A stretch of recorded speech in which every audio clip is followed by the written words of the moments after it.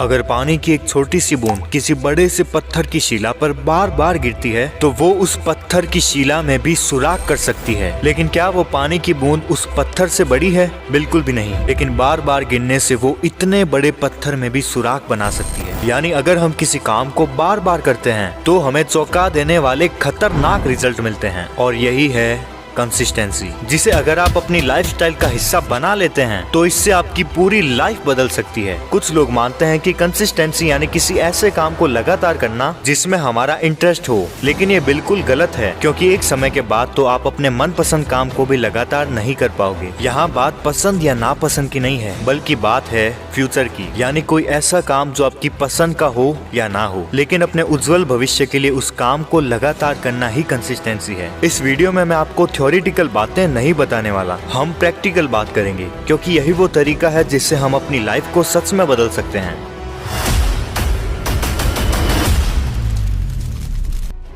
सपने हर इंसान देखता है, लेकिन कुछ लोग ही होते हैं जो अपने सपनों को पूरा कर पाते हैं। प्रॉब्लम ये है कि इस दुनिया के 95% लोग किसी भी काम को लगातार नहीं कर पाते। फॉर एग्जाम्पल 75 हार्ड चैलेंज, जिसमें 95% लोग फेल हो जाते हैं क्योंकि किसी न किसी कारण से उनकी कंसिस्टेंसी टूट जाती है, और बचे हुए 5% लोग ही इस चैलेंज को कंप्लीट कर पाते हैं। अब सवाल ये उठता है कि आखिर क्यों हम किसी भी काम को लगातार नहीं कर पाते? तो इसका सीधा सा जवाब ये है कि लोगों को जल्दी रिजल्ट चाहिए। 15-20 दिन लगातार जिम जाने के बाद जब उन्हें कोई रिजल्ट नहीं दिखता तो वो जिम जाना छोड़ देते हैं। बहुत से लोग शेयर मार्केट इसीलिए करते हैं क्योंकि उन्हें लगता है कि यहाँ हमारा पैसा रातों रात डबल हो जाएगा, लेकिन जब ऐसा नहीं होता है तो वो लोग शेयर मार्केट को ही छोड़ देते हैं। यानी अगर देखा जाए तो लोगों का पेशेंस लेवल बहुत कम हो चुका है। मान लीजिए कि आपके सामने एक बड़ा सा पत्थर है और आपको उस पत्थर को हथौड़े से तोड़ना है। अब क्योंकि पत्थर बहुत बड़ा है तो आपका पहला वार उस पत्थर को नहीं तोड़ पाएगा। लगातार 10-20 बार वार करने पर भी वो पत्थर नहीं टूटने वाला, ऐसा हमें लग रहा है। लेकिन बार बार वार करने से वो पत्थर अंदर से कमजोर हो चुका है, लेकिन हमें नहीं दिख रहा है। यानी शुरुआती प्रयासों का प्रभाव तो होता है, लेकिन हमें नहीं दिखाई देता। बार बार प्रयास करने से एक वक्त ऐसा आएगा जब हथौड़ा उठाने मात्र से वो पत्थर टूट जाएगा। इसीलिए किसी भी काम को बीच में मत छोड़ो। रिजल्ट मिले